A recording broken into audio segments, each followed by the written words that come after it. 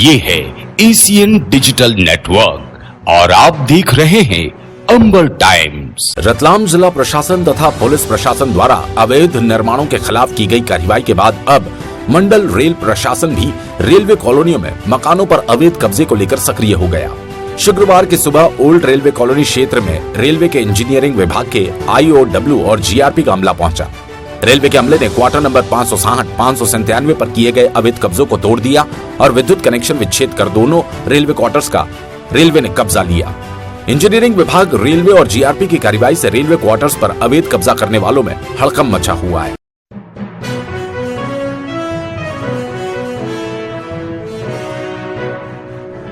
जिले के ग्राम सुराना में हुई घटनाओं के चलते हिंदू जागरण मंच के हजारों कार्यकर्ताओं ने कलेक्ट्रेट पहुंचकर प्रदर्शन किया।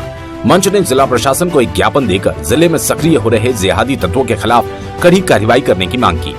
समीपस्थ ग्राम सुराना के हिंदू परिवारों द्वारा पलायन का अल्टीमेटम दिए जाने का मामला अब भी शांत नहीं हुआ। हिंदू जागरण मंच ने सुराना के हिंदू परिवारों के समर्थन में जंगी प्रदर्शन किया, जिसमें हजारों की संख्या में प्रदर्शनकारी शामिल हुए। हाथों में भगवा झंडा लिए ये प्रदर्शनकारी कलेक्ट्रेट परिसर पहुंचे। प्रदर्शनकारियों ने कलेक्ट्रेट परिसर में भारत माता की जय और वंदे मातरम जैसे नारे लगाए।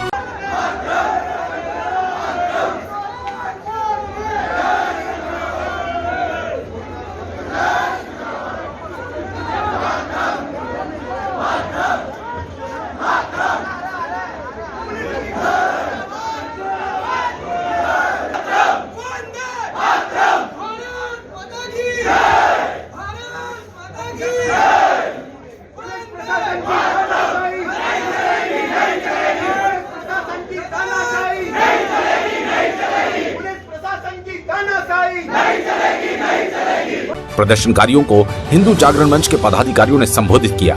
वक्ताओं ने जिले भर में बढ़ती जा रही जिहादी घटनाओं पर चिंता व्यक्त करते हुए जिला प्रशासन से सख्त रवैया अपनाने की बात कही। मंच के संयोजक राजेश कटारिया ने मुख्यमंत्री को संबोधित एक ज्ञापन सिटी SDM अभिषेक गहलोत को सौंपा। ज्ञापन में कहा गया कि जिले भर में जिहादी तत्व सक्रिय होते जा रहे हैं। जब भी विवाद की स्थिति बनती है, तब पुलिस द्वारा संतुलन बनाने के लिए जिहादी तत्वों के साथ अत्याचार का शिकार बने हिंदू युवकों पर भी प्रकरण दर्ज कर लिए जाते हैं, जिससे कुछ समय बाद अत्याचार के शिकार बने व्यक्ति भी अपराधियों की श्रेणी में गिने जाने लगते हैं। हिंदू जागरण मंच संयोजक राजेश कटारिया ने बताया। आज आपने यहाँ ज्ञापन दिया है, क्या मांग है आपकी? हमारी मांग है कि रतलाम के पास में सुराना स्थित गांव में इसी स्थिति निर्मित हो गई कि गांव का वहाँ का हिंदू समाज गांव का पलायन करने की तैयारी में था। उसको लेकर हमारे द्वारा आज उन बिंदुओं पर लेकर ज्ञापन दिया गया। राजेश जी, ये मामला काफी पुराना है, तो क्या पुराने मामले में अब तक हिंदू संगठन जागृत नहीं हुए थे? जो नहीं, पर समय समय पर पुलिस प्रशासन को कई बार से शिकायतें और लिखित में भी शिकायतें की गई है, लेकिन पुलिस प्रशासन द्वारा इस ओर कोई ध्यान नहीं दिया गया, इसीलिए आज ये स्थिति पैदा हुई है। कलेक्टर और SP गाँव में गए थे, गृह मंत्री ने भी इस मामले में संज्ञान लिया है जी। तो उसके बाद आप आज ज्ञापन दे रहे हैं, और जैसा की हमारी जानकारी में आया कि अब गाँव में दोनों पक्षों में शांति का माहौल है, तो इसमें आप आगे आप क्या चाहते हैं, क्या होना? आगे जो भी गाँव वालों ने चौपाल पे जो समस्या गाँव वालों ने रखी है हिंदू समाज के द्वारा, उन सभी समस्याओं का समाधान होना चाहिए। अभी तो पूरा समाधान उस समस्याओं का नहीं हुआ है। ये विवाद क्या था? विवाद वहाँ पर बहुसंख्यक आबादी इनकी होने के कारण छोटी असामाजिक तत्वों द्वारा समय समय पर वातावरण को बिगाड़ा जाता रहा। ज्ञापन के माध्यम से आज क्या मांग? ज्ञापन के माध्यम से हमने सभी बिंदु उसके अंदर लिखे हैं। एक तो जो उनके द्वारा झगड़ों के बावजूद भी हिंदू समाज के ऊपर जो प्रकरण दर्ज किए गए, वो प्रकरण दर्ज नहीं होना चाहिए। और इसके अलावा पूरे जिले के अंदर अवैध नशा पूरी तादाद में बिक रहा है, उसका उसके ऊपर कोई पुलिस प्रशासन ध्यान नहीं दे रहा।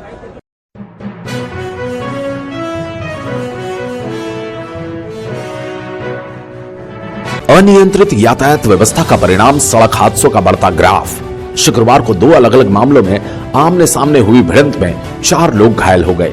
इन घायलों में से एक की मौत होना बताया जा रहा है, जबकि 3 घायलों का जिला अस्पताल में उपचार किया जा रहा है।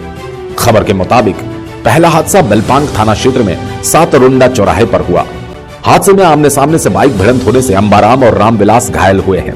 दूसरे मामले में भी सातरुंडा चौराहे पर आमने सामने बाइक टकराने से हुई इस हादसे में लखन और मेहरबान सिंह घायल हुए। इन मामलों में घायलों में अंबाराम की मौत हो गई। मामले की जानकारी देते हुए घायल ने बताया, एक्सीडेंट कहाँ से आ रहे थे? सर, मैं कंपनी में काम करने गया था और वहाँ से छुट्टी हुआ 5:30 5:45 बजे के आसपास की बात है, मतलब जितना टाइम मैं देखा नहीं। तो उसके बाद से एक टोकर आया, थोड़ा चाय वाय पीने आता था दुकान पे, तो उसको हाथ देख के मैं आया। चौराहे पर से, सातमुंडा चौराहे पे खुला जगह है, वहाँ से टर्न हम लोग लिया। उसके बाद बीच में जाकर रुका, फिर निकला दूसरा लोकेशन जाने के लिए। तब तक एक बाइक वाला आके ठोक दिया। मैं पीछे बैठा था, गिर गया पीछे, और दूसरा उसी समय हमको लग रहा है मैं बेहोश हो गया। उसके बाद वो आगे और गिर गया जो चला रहा था। आज सुबह 3-4 बजे में उसका डेथ हो गया।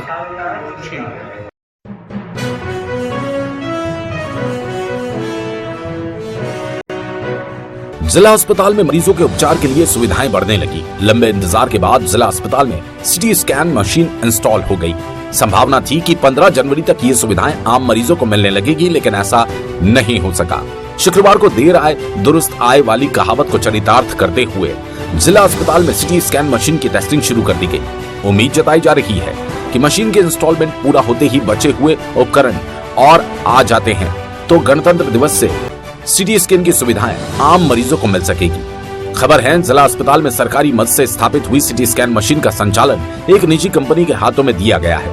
अस्पताल प्रशासन ने सिटी स्कैन के लिए शुल्क भी तय किया। कंपनी जिला अस्पताल के लिए अलग और निजी अस्पताल से आने वाले मरीजों से अलग शुल्क वसूलेगी।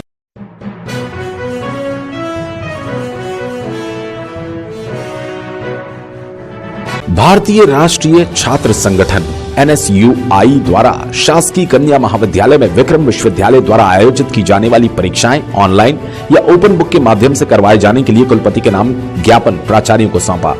गर्ल्स कॉलेज अध्यक्ष कृष्णा धाकड़ ने कहा, एक तरफ मध्य प्रदेश के मुख्यमंत्री शिवराज सिंह चौहान कहते हैं कि मध्य प्रदेश के सभी बेटी और बेटियां मेरे भांजे और भांजियां हैं, मैं उनका मामा हूं। दूसरी तरफ ऐसी महामारी में परीक्षा करवाकर मामा शिवराज सिंह चौहान उच्च शिक्षा मंत्री मोहन यादव हमें मौत के मुंह में धकेल रहे हैं। छात्र नेताओं ने कहा, विक्रम विश्वविद्यालय ने स्नातकोत्तर PG की परीक्षा का जो टाइम टेबल घोषित किया वो न्यायोचित नहीं है, क्योंकि 17 जनवरी को मध्य प्रदेश पुलिस भर्ती की परीक्षा है, वहीं MA की परीक्षा भी उसी दिन है। ऐसे में छात्रों का दोनों परीक्षा देना संभव नहीं। ज्ञापन देते समय छात्र नेता उपस्थित थे। इसके विरोध में, क्योंकि प्रदेश के अन्य बड़े विश्वविद्यालय जैसे राजीव गांधी प्रौद्योगिकी विश्वविद्यालय ने परीक्षा स्थगित कर दी और देवी अहिल्या विश्वविद्यालय ने भी परीक्षा स्थगित करने पर विचार कर रहा है। इसलिए विक्रम विश्वविद्यालय में परीक्षा ऑनलाइन या ओपन बुक के माध्यम से कराई जाए, क्योंकि छात्र छात्राओं का शैक्षणिक पाठ्यक्रम भी अभी तक पूरा नहीं हुआ है, जिसके कारण छात्र ऑफलाइन परीक्षा देने में असहज महसूस कर रहे हैं। और अभी कुछ दिनों से पूरे देश में कोरोना तेजी से पैर पसार रहा है, जिससे प्रदेश भर में भी हमारे रतलाम जिले में भी कोरोना संक्रमण के एक्टिव केसों की संख्या में दिन प्रतिदिन वृद्धि हो रही है। और ऐसे में विश्वविद्यालय ने स्नातकोत्तर परीक्षा का टाइम टेबल भी घोषित कर दिया है, जो कि वर्तमान परिस्थितियों को देखते हुए न्यायोचित नहीं है। तथा कुलपति महोदय से निवेदन है, कोविड-19 की तीसरी लहर की पीक को देखते हुए छात्र छात्राओं के स्वास्थ्य का ध्यान रखते हुए स्नातकोत्तर परीक्षा का टाइम टेबल घोषित किया, उसे स्थगित कर ऑनलाइन या ओपन बुक पद्धति से परीक्षा करवाए जाने की कृपा करें, यही निवेदन है।